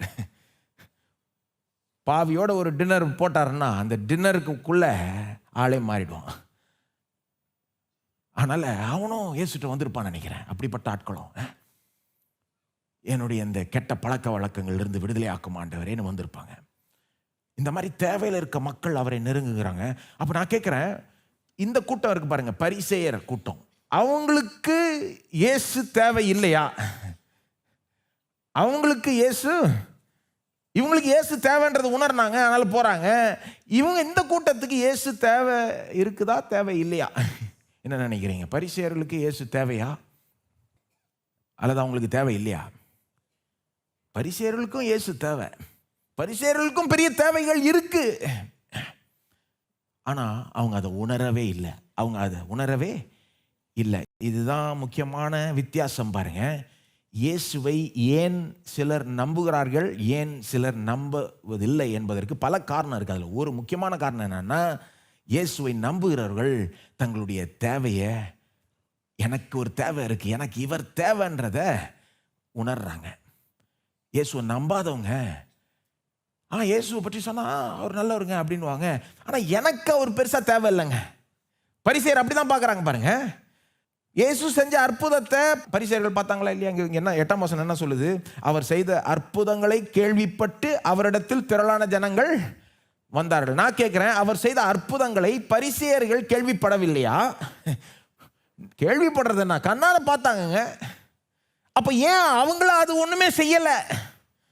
எத்தனையோ வியாதியஸ்தரை குணமாக்குறத கண்ணார பார்க்குறான், பிசாசு பிடிச்சவங்களை விடுதலை ஆக்குறது கண்ணார பார்க்குறான், பாவிகளோட உட்காந்து சாப்பிட்டு அவங்க வாழ்க்கையை மாற்றுறத கண்ணால பார்க்குறான். ஆனால் ஏன் அவனை அது மூவ் பண்ணவில்லைன்னா, அவன் அதை பார்க்குறப்ப எப்படி தான் பார்க்குறான்? சரி செய்யட்டும், அவங்களுக்கு செய்யட்டும், அவங்களுக்கு தேவை இருக்குது செய்யட்டும், எனக்கு என்ன தேவையில்லை, நான் நல்லா தானே இருக்கிறேன், எனக்கு தேவையில்லை, நான் நல்லா தானே இருக்கிறேன். வியாதியஸ்தரை குணமாக்குறாரா? ஓகே ரைட் சூப்பர், நான் வியாதிப்பட்டு இல்லை. பிசாசு பிடிச்சவங்களை விடுதலை ஆக்குறாரா? சூப்பர், நான் பிசாசு பிடிச்சு இல்லை. பாவிகளை உட்காந்து சாப்பிட்றாரு, எனக்கு அது பிடிக்கல முதல்ல, சரி ஏதோ அவன் மாறுறானா, ஓகே மாறட்டும், அவன் பாவி. இன்னும் கேட்டால் அவரே சொல்கிறாரு, பாவிக்கு தான் வந்தேன்னு. நான் பாவி இல்லை, நான் நீதிமான், எனக்கு அவருடைய இந்த ஊழியம் தேவை இல்லைன்னு நினைக்கிறாங்க. ஆனால் தான் அது அவங்கள ஒன்றுமே செய்யலை. அதனால தான் இயேசுவை பெருசாகவே பார்க்க முடியல. ஏன்னா தங்களுக்கு இயேசு தேவைன்ற உணர்வே அவனுக்கு இல்லை. அவனுடைய உணர்வு எப்படி இருக்குது? பரிசேயர்களுடைய உணர்வு எப்படி இருக்குது? அந்த அப்பாவி மக்களுக்கு செய்யட்டும், ஏதோ இயேசு வந்து அந்த அப்பாவி மக்களுக்கு செய்யட்டும், கர்த்தருடைய கிருபையில் நான் நல்லா இருக்கிறேன். அப்படியே ஜெபம் பண்ணுறான் ஒரு பரிசேயன் லூக் 18. ஆண்டவரே உமக்கு நன்றி, அந்த ஆயக்காரரை போல நான் இல்லை, நான் வாரத்தில் 2 நாள் உபவாசம் இருக்கிறேன். போய் வாசித்து பாருங்கள் அந்த ஜெபத்தை. கர்த்தருடைய கிருபையில் நான் நல்லா இருக்கிறேன், எனக்கு இதெல்லாம் பெருசாக தேவை இல்லை, இயேசு தர வந்திருக்கிறது எனக்கு தேவையில்லை, எனக்கு எப்படி வாழணும்னு தெரியும், எனக்கு தேவனுடைய தயவை எப்படி பெற்றுக்கொள்ளணும்னு தெரியும், நான் செய்கிற புண்ணியத்தினாலே தேவன் என்னை ஏற்றுக்கொள்வார், நான் செய்கிற நற்கிரியினாலே நான் பரலோகம் போயிடுவேன், தேவன் என்னை ஆசீர்வதிப்பார், இந்த வாழ்க்கையை எப்படி சக்ஸஸாக வாழணும்னு எனக்கு தெரியும், நான் பார்த்துக்கிறேன், அவங்களுக்கு உதவி செய்யட்டும். இன்றைக்கும் எத்தனையோ பேர் இயேசுவை நம்பாததுக்கு காரணம் வந்து என்னன்னு பார்த்தீங்கன்னா, தங்களுடைய தேவையை அவங்க உணர்றது கிடையாது. இயேசுவை பற்றி சொன்னால் அவங்க என்ன நினைக்கிறாங்க? சரி அந்த அப்பாவி மக்களுக்கு உதவட்டும், கஷ்டப்படுற மக்களுக்கு இயேசு உதவியா இருக்கட்டும், நான் நல்லா தாங்க இருக்கிறேன். ஆனால் உண்மை என்னன்னா, எல்லாருக்குமே இயேசு தேவை, அவங்களுடைய தேவையை உணர்த்தணும். நம்ம வேதம் சொல்கிறது, எல்லாருமே ஏகமாய் பாவம் செய்து கெட்டு போனார்கள், தெய்வ மகிமை அற்றவர்களாகிட்டார்கள், தேவனுடைய பார்வையில் எல்லாருமே பாவிகள். இயேசு நான் பாவிகளையே அழைக்க வந்தேன், நீதிமான அல்லன்னு சொல்லும்போது கொஞ்சம் சர்க்காஸ்டிக்காக சொல்கிறாரு. அதனுடைய அர்த்தம் வந்து, பரிசேயனே நீ நீதிமான், உன்னை அழைக்க வரல நான், அப்படி இல்லை. நீ நீதிமான் நினைச்சுக்கிறல்ல, வச்சுக்கோ. தங்களை பாவின்னு நினைக்கிறவனை அழைக்க வந்தேன் நான். தங்கள் பாவிகள் ஏற்றுக்கொள்ள ஆயத்தமா இருக்கிறவர்களுக்கு உதவி செய்ய வந்திருக்கிறேன். தங்களுடைய உண்மையான நிலையை, தேவையை ஏற்றுக்கொள்ளாதவர்களுக்கு நான் ஒன்றும் செய்ய வரல. என்கிட்ட ஒன்றும் இல்லை அவங்களுக்கு கொடுக்கறதுக்கு. இயேசு எனக்கு தேவையில்லைன்னு சொல்றவர்களுக்கு இயேசு அவங்கள்ட்ட கொடுக்கறதுக்கு ஒன்றுமே இல்லை. போய் அவர் ஒன்றும் ஃபோர்ஸ் பண்ணி விட மாட்டார். இயேசு எனக்கு தேவைன்னு வந்துட்டா உதவி செய்வார். அப்போ கோடு எங்க வரையணுன்றதை கரெக்டாக புரிஞ்சுக்கோங்க. எப்படிப்பட்ட மக்கள் இயேசுவை நம்புவாங்க, எப்படிப்பட்ட மக்கள் நம்ப மாட்டாங்கன்றப்போ கோடை இப்படி வரைஞ்சிடக்கூடாது. அதாவது ஏழைகள், படிக்காதவங்க, பவர் இல்லாதவங்க, பெருசாக வல்லமை இல்லாதவர்கள், இவங்க தாங்க இயேசுவை நம்புவாங்க. இந்த அடுத்த பக்கம் இருக்கிற மக்கள், பணக்காரங்க, படித்தவங்க, பெருசாக பதவி பவர் இருக்கிறவங்க, இவங்கெல்லாம் பெருசாக இயேசுவை நம்ப மாட்டாங்கன்னு சொல்கிறது தப்பு. கோடு அப்படி கிடையாது. கோடு தங்களுடைய தேவையை உணர்ந்து கொள்ளுகிறவர்கள் இயேசுவை நம்ப நடத்தப்படுவார்கள். நான் நல்லா தானங்க இருக்கிறேன், எனக்கு என்னங்க பிரச்சனை, எனக்கு இயேசு தேவை இல்லைன்னு நினைக்கிறவர்கள் இயேசுனுடைய உதவியை நாடவே மாட்டாங்க, ஆகவே பெறவே மாட்டாங்க. அப்போ இன்னைக்கு விஷயம் என்னன்னா, இயேசு உங்களுக்கு தேவைன்றதை உணர்றீங்களா? நீங்கள் அதை உணர்றீங்கனாலே பாதி விஷயம் ஓவர். அடுத்த பாதி இவர் என் தேவையை சந்திப்பார், அவ்வளோதான், முடிஞ்சது. இந்த ரெண்டுத்தையும் நம்பினாலே அவருடைய உதவியை பெற்றுக்கொள்ளலாம். இயேசுனுடைய உதவியை பெற்றுக்கொள்றது ரொம்ப கஷ்டம் ஒன்றும் கிடையாது, ரொம்ப ஈஸி. எனக்கு இயேசு தேவை, இவர் என் தேவைகளை சந்திப்பார், முடிஞ்சது, அவ்வளோதான். கரெக்டாக புரிஞ்சுக்கணும். ஏன் இயேசுவை சிலர் நம்புகிறார்கள், ஏன் சிலர் இயேசுவை நம்புவது இல்லை. இது அவங்க படித்தாங்களா படிக்கலையான்னு கேள்வி கிடையாது. இது அவங்க ஏழையா பணக்காரங்களான்னு கேள்வி கிடையாது.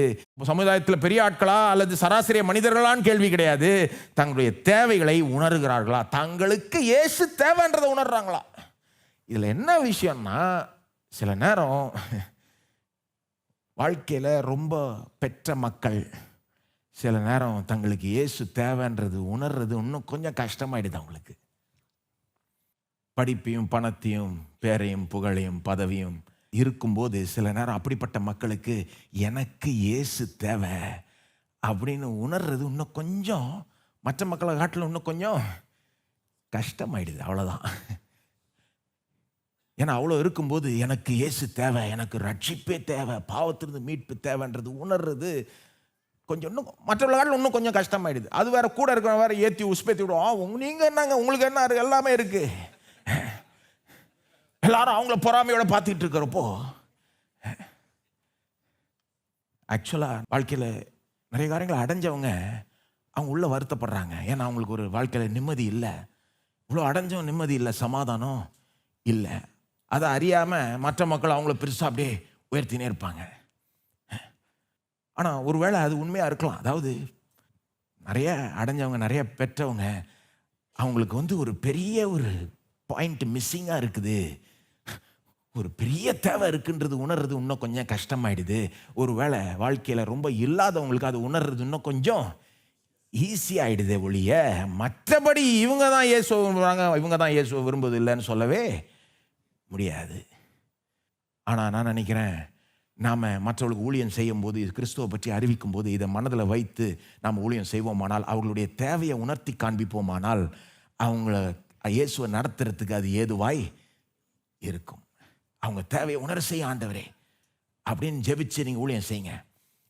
உள்ளத்தின் ஆழத்தில் அவங்களும் அவங்க தேவையை உணர்றாங்க. கொஞ்சம் லேசாக அதை கிண்டி விட்டா வந்துடும் பாருங்கள். ஏன்னா எவ்வளோ பேரும் புகழும் பதவியும் பணமும் எல்லாம் வச்சிருந்தாலும் பாவத்திலிருந்து ரட்சிக்கக்கூடியவர் அவர் மட்டுமே. பாவம் மன்னிப்பை அருளக்கூடியவர் அவர் மட்டுமே. அவங்களுக்கும் உள்ள ஒரு பாவத்தினுடைய அந்த குற்றத்தை அவங்களும் ஃபீல் பண்ணுறாங்க தானே, எல்லா மனிதர்களும் ஃபீல் பண்ணுறாங்க. ஏன்னா எல்லா மனிதர்களும் பாவிகள் தான். எவ்வளோ இருந்தாலும் அந்த குற்ற உணர்வு போயிடாது பாருங்க. அவங்களும் தேடிக்கொண்டு இருக்கிறாங்க. இதுக்கெல்லாம் ஒரு பதில் இருக்கா? பாவத்தை மன்னிக்கிறதுக்கு யாராவது இருக்கா? வாழ்க்கையில் உண்மையான அர்த்தத்தையும் நோக்கத்தையும் திருப்தியும் கொடுக்கறதுக்கு யாராவது இருக்கிறாரா? அவங்க தேவையை நாம் லைட்டாக கிண்டி விடணும். அதாவது இது இருக்குது உங்களுக்கு அப்படின்றத காண்பிக்கணும்.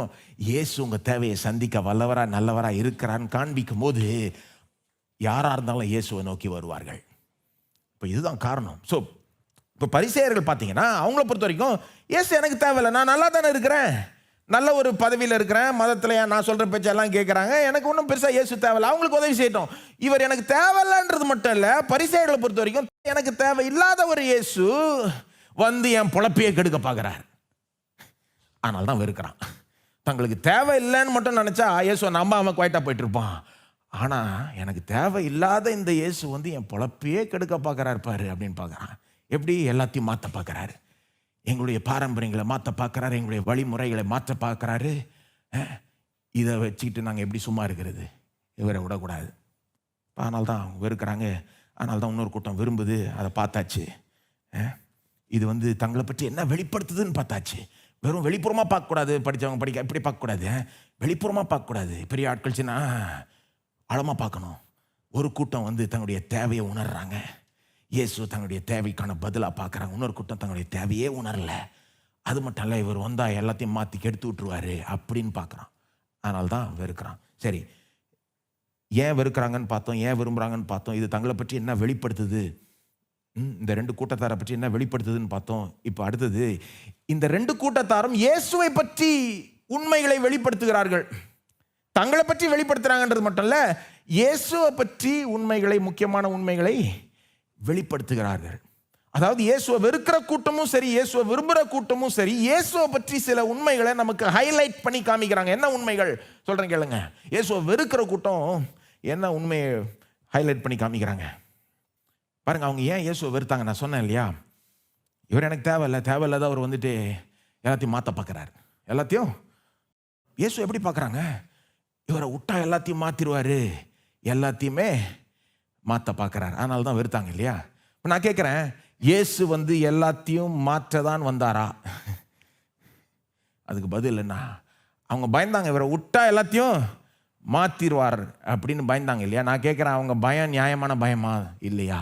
இயேசுவை விட்டா எல்லாத்தையும் மாற்றிடுவாரா, மாற்ற மாட்டாரா? எல்லாத்தையும் மாற்ற தான் வந்தாரா? பதில் என்ன? ஆம், எல்லாத்தையும் மாற்ற தான் வந்தார், எல்லாத்தையும் மாற்ற தான் வந்தார். பரிசேயனை ஒரு விதத்தில் பாராட்டணும் பாருங்க. அவன் பார்த்துட்டான், இது இப்படியே விட்டா இவர் எல்லாத்தையும் மாற்றிடுவார்னு பார்க்க தொடங்கிட்டான். எல்லாத்தையும் மாற்றிடுவார், அதாவது வெறும் யாரோட சாப்பிடணும் சாப்பிடக்கூடாதுன்னு மட்டும் இல்லை, வெறும் உபவாசத்தை எப்படி இருக்கணும் அப்படின்றது மட்டும் இல்லை, வெறும் ஓய்வு நாளை எப்படி அனுசரிக்கணுன்றது மட்டும் இல்லை, இவர் விட்டா எல்லாத்தையுமே மாற்றிடுவார், எல்லாத்திலையுமே கையை வச்சிருவார்ன்றதை பார்த்துட்டான். உண்மை என்னன்னா, அவர் அதுக்காக தான் வந்தார். எல்லாத்தையுமே ஒன்று விடாமல் எல்லாத்தையுமே மாற்ற தான் வந்தார். இது அவரே சொல்லி காமிக்கிறார் ஒரு இடத்துல. மார்க் 2:21-22. மார்க் 2:21-22 ரொம்ப முக்கியமான வசனங்கள். இந்த இடத்துல பார்த்தீங்கன்னா இது வந்து கரெக்டாக அந்த உபவாசத்தை பற்றி கேள்வி எழும்புதில்ல, அதுக்கும் ஓய்வு நாள் அனுசரிக்கிறத பற்றி கேள்வி எழும்புதில்ல, இந்த ரெண்டு சம்பவத்துக்கும் நடுவில் சொல்லப்படுகிற வசனங்கள் மார்க் 2:21-22. அதாவது குறிப்பான சில டிபேட்ஸ், ஆர்குமெண்ட் போயிட்டு இருக்கு இயேசுக்கும் பரிசேயனுக்கும், உபவாசம் ஓய்வு நாள் அனுசரிப்பது. அதுக்கு நடுவில் கரெக்டாக இந்த ரெண்டு வசனங்கள் வருது. இது பாருங்க, குறிப்பாகவே இல்லை, ரொம்ப பொதுவாக இருக்கு பாருங்க. ரொம்ப பொதுவான சத்தியத்தை இயேசுங்க சொல்லுகிறார். எல்லாத்தையுமே மாற்ற வந்தன்ற அளவுக்கு பேசுகிறார் இங்கே. மார்க் 2:21-22 பாருங்க. ஒருவனும் கோடி துண்டை பழைய வஸ்திரத்தோடே இணைக்க மாட்டான், இணைத்தால் அதனோட இணைத்த புதிய துண்டு பழையதை அதிகமாய் கிழிக்கும், பீறலும் அதிகமாகும். அவங்களுக்கு வழங்குற மாதிரி சொல்றாரு. பழைய துணியில் ஒரு கிழிஞ்சிருச்சுன்னா புதிய துணியை வந்து பழசோட நீ தைக்க மாட்டேன், புதிய துணியும் பழைய துணியும் ஒன்றா சேர்த்து தைச்சிட மாட்டாங்க. ஏன்னா அந்த பழசு ஏற்கனவே சுருங்கிடுச்சு. இப்போ புதுசை போய் அதோட தைச்சா இது பழசை காட்டலாம் அதிகமாக சுருங்கி கிழிக்கப்படும், ரெண்டும் பிளந்துட்டு வந்துடும், பீறல் உண்டாயிடும். யாரும் போய் புதிய துணியை பழைய துணியோட போய் தைக்க மாட்டாங்க, இணைக்க மாட்டாங்க. பாயிண்ட் என்ன?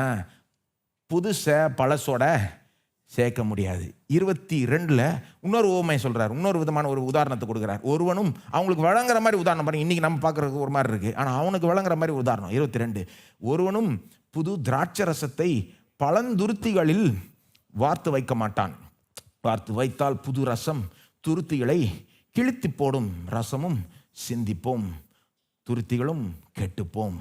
புது ரசத்தை புது துருத்திகளில் வார்த்து வைக்க வேண்டும் என்றார். என்ன சொல்றாரு? அந்த திராட்சை ரசம் ஒயின், இதுக்கு முன்னால தான் நான் வந்துட்டேன் கல்யாண கொண்டாட்டம்ன்றார் இல்லையா? அதனால் அந்த கல்யாண கொண்டாட்டத்தோட சம்மந்தப்பட்ட சில காரியங்களை சொல்றாரு. உதாரணமே அந்த ஒரு தொனியில் இருக்கு. என்ன சொல்றாரு? எப்ப யாராவது போய் புது திராட்சை ரசத்தை பழைய துருத்தியில ஊற்றி வைப்பானா? துருத்தினா அந்த ஒயின் ஸ்கின். அந்த காலத்தில் அந்த யூதர்கள் வந்து திராட்சை ரசத்தை ஒரு இதில் ஸ்டோர் பண்ணி வைப்பாங்க. எதுலன்னு பார்த்தீங்கன்னா ஆட்டுத்தோல். கறிக்காக ஆட்டை வெட்டுவாங்க, கறியை எடுத்துட்டு அதுக்கப்புறம் அந்த ஆட்டுக்குள்ளே இருக்கிறது எல்லாத்தையும் எடுத்துட்டு வெறும் அந்த தோலை யூஸ் பண்ணிப்பாங்க. கழுத்து இருக்கிற இடத்த வந்து ஒரு ஸ்பவுட் மாதிரி யூஸ் பண்ணி திராட்சை ரசத்தை அதில் ஸ்டோர் பண்ணி வைக்கிறதுக்கு யூஸ் பண்ணிப்பாங்க. ஸ்டோர் பண்ணுறது மட்டும் இல்லை, அந்த ரசத்தை அந்த தோலுக்குள்ளே ஊற்றினா அது வெறும் ஸ்டோர் பண்ணுறது மட்டும் இல்லை, அந்த திராட்சை ரசம் வந்து ஃபெர்மெண்ட் ஆகும். அது அப்போ தான் அந்த அந்த ஜூஸ் வந்து வைனாக மாறும் இல்லையா? அந்த ஃபெர்மெண்டேஷன் ஆகும்போது அது எக்ஸ்பேண்ட் ஆகும். உள்ள ஊற்றப்பட்ட அந்த திராட்சை ரசம் வந்து எக்ஸ்பேண்ட் ஆகும்போது அந்த ஆட்டுத்தோல் வந்து அந்த எக்ஸ்பேன்ஷனை ஏற்றுக்கொள்ளும். ஓரளவுக்கு அதுவும் எக்ஸ்பேண்ட் பண்ணும். அதுக்கு அப்படிப்பட்ட ஒரு எபிலிட்டி இருக்குது. அப்போது இந்த ஆட்டுத்தோலை இப்படி யூஸ் பண்ண அது இப்படி எக்ஸ்பேண்ட் ஆகி ஒரு காலகட்டத்தில் புது ரசத்தை பழைய துருத்தியில் ஊற்றுனீங்கன்னா அது வந்து இந்த புது ரசம் வந்து அந்த பழைய துருத்தியை இதுக்கு மேலே எக்ஸ்பேண்ட் பண்ண பார்த்து அந்த துருத்தியை வெடிச்சிடும். ஒரு அளவுக்கு தான் அந்த பழசு வந்து எக்ஸ்பேண்ட் பண்ண முடியும். ஆகவே எல்லாருக்குமே தெரியும், பழைய ரசத்தை தான் பழைய துருத்தியில் ஊற்றி வைக்கணும். புது ரசத்தை புதிய துருத்தி எங்கன்னு பார்த்து அதில் தான் ஊற்றி வைக்கணும். ஏன்னா புதிய துருத்தி தான் எக்ஸ்பேண்ட் பண்ணக்கூடிய ஒரு துருத்தியாக இருக்கும். பழசோட திரும்ப பாயிண்ட் என்ன? நாங்கள் இது திராட்சை ரசம் இது அது பாயிண்ட் வந்து புதுசு பழசோட சேர்க்க முடியாது. புதுசோட தான் இருக்கணும். புதுசை போய் பழசில் ஊற்ற பார்த்தா அது பிச்சுக்கும். ரசமும் ஊற்றப்படும், அந்த துருத்தியும் நாசமாக்கப்படும், நிற்காது. புது துணியை எடுத்து பழைய துணியோட இணைச்சி வச்சா அதுவும் பிச்சுக்கும். பாயிண்ட் என்ன? இயேசு என்ன சொல்ல வர்றாருன்னா, வெறும் உபவாசம் ஓய்வு நாள் மட்டும் இல்லை, நான் எல்லாத்தையுமே புதுசாக கொண்டு வரத்துக்கு வந்துட்டேன். இப்போ ஏன் புதிய மார்க்கத்தை உங்களுடைய பழைய மார்க்கத்தோட சும்மா ஒட்டி வைக்க முடியாது, நிற்காதது. இனிமே நான் தான் சொல்லுவேன் எப்படி எல்லாமே போகணும் அப்படின்றத போட்டு விட்டுறாரு. அவனும் பிடிச்சிக்கிறான். இவர் வந்து வெறும் உபவாசத்தில் மட்டும் கை வைக்க மாட்டார், வெறும் யாரோட விருந்து இருக்கலான்றது மட்டும் கிடையாது, வெறும் ஓய்வு நாள் எப்படி அனுசரிக்கிறான்றது மட்டும் இல்லை, இவர் விட்டா எல்லாத்தையுமே மாற்றிடுவார். என்னத்தை மாற்றுவார் சொல்கிறேன் கேளுங்க. யூத மார்க்கத்தினுடைய பாரம்பரியங்களையே மாற்றி விடுவார். மனுஷ பாரம்பரியங்கள் யூத மார்க்கத்தில் அதிகமாய் வந்து சேர்ந்து விட்டது. அதை மாற்றி விடுவார்ன்றதை பார்த்துட்டான் பரிசேயன், உணர்ந்து விட்டான். வாரத்தில் 2 நாள் உபவாசம் இருக்கணும்னு பழைய ஏற்பாடு ஒன்றும் சொல்ல, இவங்க கண்டிஷனாக போட்டாங்க பரிசேயர்கள். நீ வயல்வெளியாக நடந்து போயிட்டு இருக்கப்போ ஓய்வு நாளில் தானியத்தை பறிக்க மாட்டாதே அப்படின்னு பழைய ஏற்பாடு சொல்லுதா வசனம்? இவன் சேர்த்த ரூல், மனுஷீக பாரம்பரியம் இல்லையா? ஓய்வு நாள் அன்றைக்கு நீ யாரையும் சுகமாக்க கூடாது அப்படின்னு பழைய ஏற்பாடு எங்கேயா சொல்லுதா வசனம்? இவங்க சேர்த்த பாரம்பரியம். அப்போ யூத பாரம்பரியம், அதான் மனுஷீக பாரம்பரியம் யூத மார்க்கத்தில் வந்து அதிகமாய் சேர்ந்து விட்டது. இயேசு அதை கொஞ்சம் கூட சட்டை பண்ணுறதில்ல. அவர் சொல்கிறாரு, நான் வந்துட்டேன், இப்போ அதெல்லாம் அவ்வளோதான், முடிஞ்சது கதை அப்படின்றார்.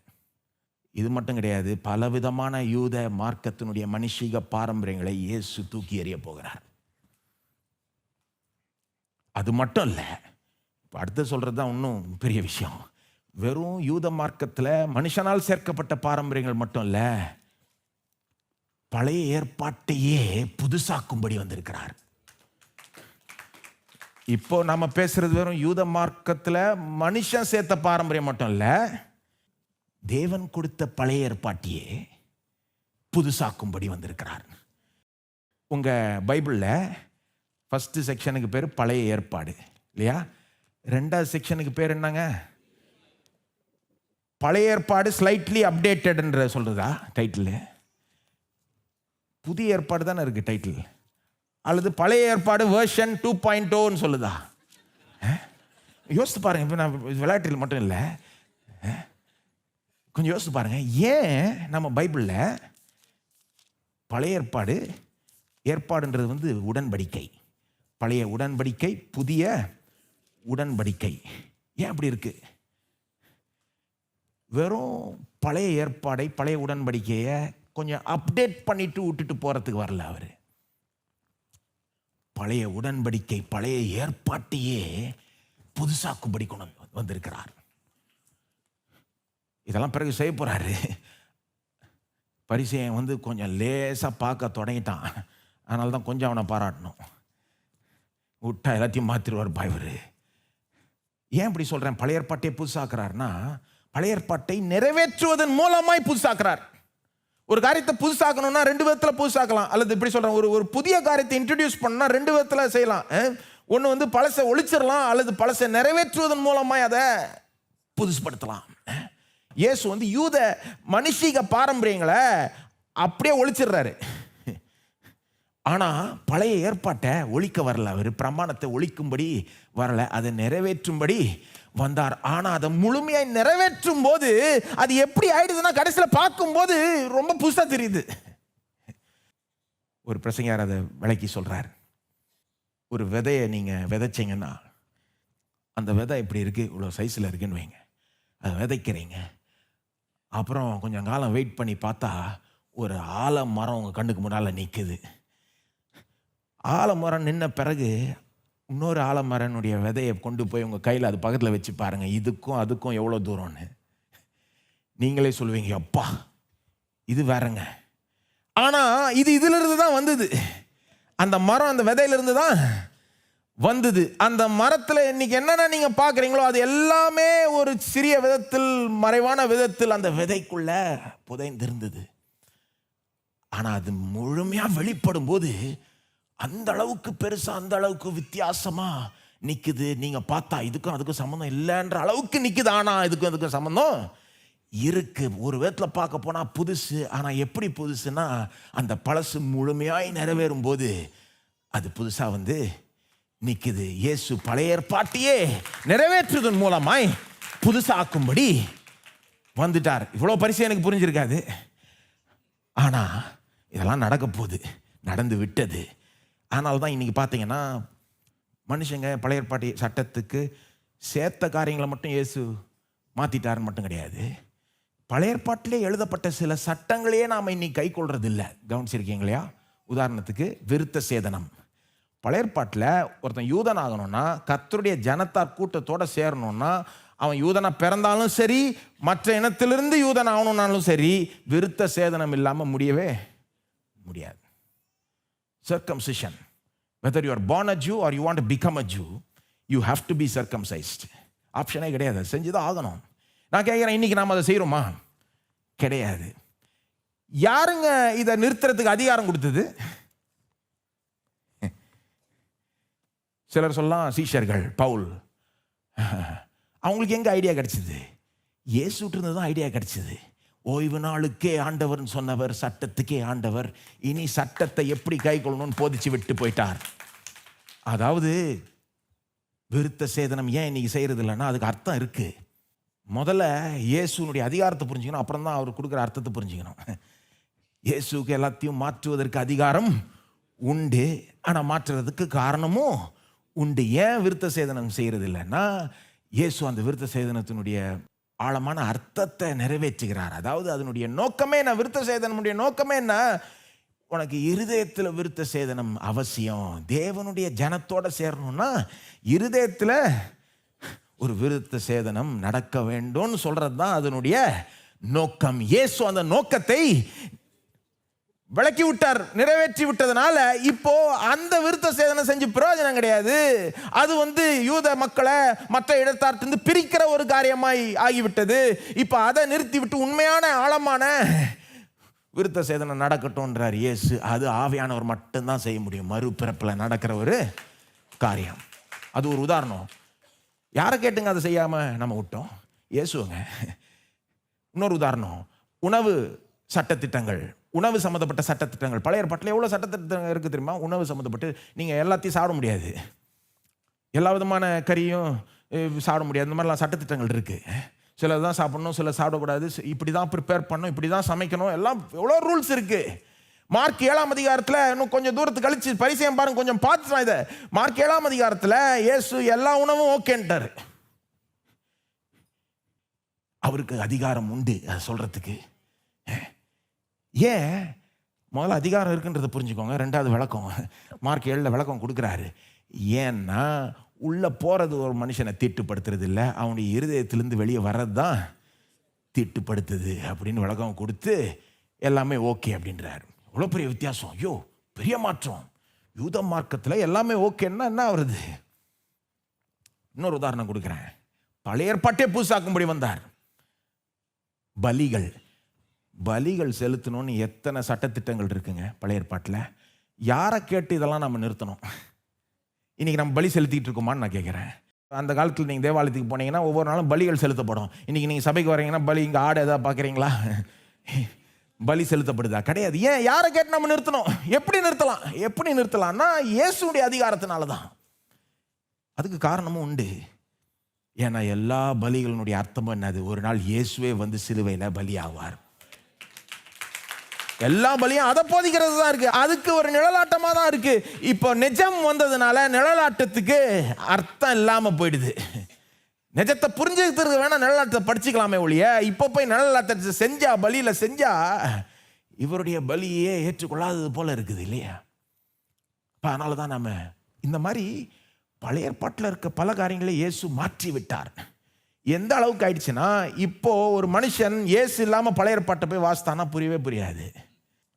இயேசு இல்லாமல் பழைய ஏற்பாட்டை புரிஞ்சுக்கவும் முடியாது, அதை கை கொள்ளவும் முடியாது. தேவன் சொல்கிற சட்ட திட்டங்கள் இதெல்லாம் நான் கேட்குறேங்க, எதை வச்சுக்கணும் எதை வச்சுக்கூடாது எப்படிங்க தெரியும்? எது வேலிட் எது இன்வேலிட் எப்படிங்க தெரியும்? இயேசுவை பார்த்து கற்றுக்கோங்க. 10 கற்பனை வேலிட் இல்லையா? சிலர் பாருங்க இங்கே வந்து கொஞ்சம் ஆபத்தான சில காரியங்கள்லாம் சொல்கிறாங்க, அதெல்லாம் நம்ம இனி இது பண்ண தேவையில்லை அப்படிலாம் பேசுகிறாங்க. ஆனால் இயேசு 10 கற்பனை பற்றி எப்படி போகிறாரு? விருத்த சேதனம்லாம் இல்லைன்ற மாதிரி முடிவு கொண்டு வந்துடுறாரு. இந்த பலிகளை முடிவு கொண்டு வந்துடுறாரு. ஆனால் 10 கற்பனையை என்ன பண்ணுறாரு? இன்னும் கேட்டால் இன்னும் உயர்த்தி விட்டுறாரு. அது சொல்கிறார் ஒரு இடத்துல, இல்லை you have heard it said, நீங்கள் கேள்விப்பட்டிருக்கீங்க கொலை செய்யாதிருப்பாயாகன்னு சொல்லப்பட்டதை கேள்விப்பட்டிருக்கீங்க. ஆனால் நான் சொல்லுகிறேன், ஒரு மனுஷன் நியாயம் இல்லாமல் கோவப்பட்டாலே அது கொலை செய்கிறதுக்கு என்ன பண்ணிட்டாரு? பழைய ஏற்பாட்டு காட்டிலே இன்னும் உயர்த்தி விட்டார். இப்போ சிலதை முடிவு கொண்டு வந்துடுறாரு, சிலதை இன்னும் முக்கியப்படுத்தி விட்டுறாரு, இன்னும் ஆழமாக அதை வியாக்கியானம் கொடுத்துட்றாரு. நீ இன்னும் ஒரு மேலான விதத்தை அதை கடைப்பிடிக்கணுன்ற மாதிரி போயிடுறாரு. சொல்கிறாரு மலை பிரசனத்தில், நீ விபச்சாரம் செய்யாத இருப்பாயாகன்னு கேள்விப்பட்டிருக்கீங்க, ஆனால் நான் சொல்லுகிறேன். அந்த நான் சொல்லுகிறேன்றது ரொம்ப அதிகார பேச்சு.